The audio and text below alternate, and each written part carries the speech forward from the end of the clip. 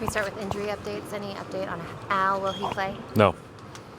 Is he continuing to make progress? Is there any concern? Great workout this morning, and that's the last that I've heard. Is he actually out of the protocol, or is it the protocol until he comes back? I would say that I don't know what the official way to say it is, but I guess it's the protocol until he comes back. Would be the way I would think about it. Yeah. And Jay continuing to make progress? Jay is continuing to make good progress. Also had a great workout this morning. Are there any plans for Jay to practice tomorrow? Yes. You expect him to play Friday? No idea. In your mind, does he have to go through a practice before he plays? No, but I'm not the ultimate deciding person on that. So I need to ask one of the trainers and be doing his group and see what they say about that.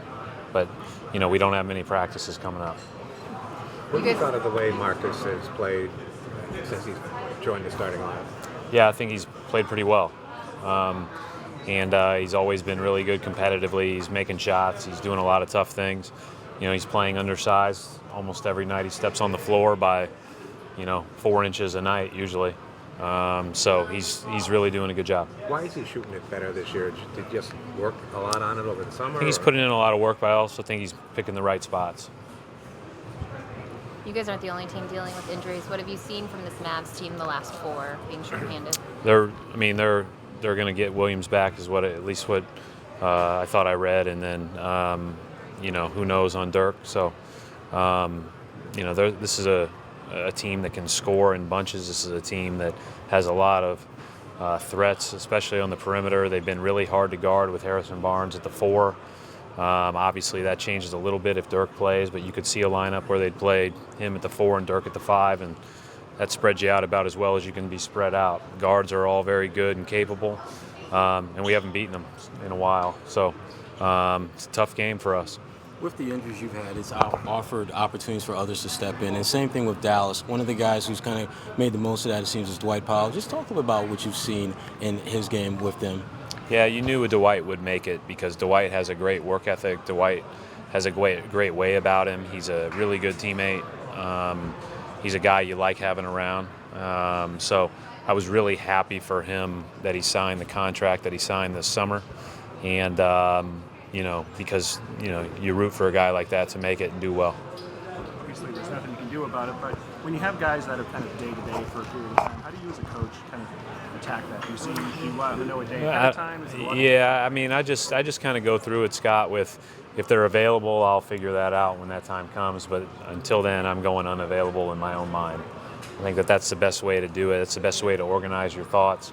If Al is able to play, down the road later in the week, we'll throw Al right in there, and I'll adjust quickly. But I think the best way to do is to plan without those guys, especially if they haven't played for a while. I know every team has injuries, and you try to stay in the moment. But is there a part of you that's anxious to get your full roster together and kind of see what you guys have? I think it'll still be an adjustment when we do, just because those guys haven't played in a while. But and knock on wood, we are together at some point, right? But we'll see. Until then, we gotta still focus on playing well. And I thought we've made good strides in the last 3 games. It was disappointing to come up short against New Orleans, but defensively we've made good strides, and we've had some younger players do some things that they haven't done before. So that's a positive step moving forward. Same starting 5. Yeah. They have a rookie, Dorian Finney-Smith. Yeah. He's been in the league about a week, playing about a week. How do you get up to speed on a guy like that, and what have you thought of him from what you've been able to see? Well, I think he's done a great job. I think that when he came through our draft stuff, and he came through a lot of different people's draft stuff, and he's a guy that was really well known. And this league is full of guys that, if they decide to be 3 and D players, that can corner crash and take advantage of a closeout, then there's a need. And he's proven early on that he's a guy that's going to be able to fill that void for them. And you can tell Rick trusts him because he's played him quite a bit and started him, in the last few games. When you watch film of a guy like that, can you often see he's a rookie? I mean, on film, does he look older? Now the one thing, remind me, is he a fifth year? Was he a fifth year or a fourth year? He transferred, so I think he might have been a fifth year. So he's an older guy, you know? Yeah, so I think that there is something to be said about a guy that's played that long and a guy that's played in college that long. And, you know, but I don't, nobody looks like a rookie to me. I just see all the great things that they do and how they complement their team and, you know, what we need to do to try to have success against them.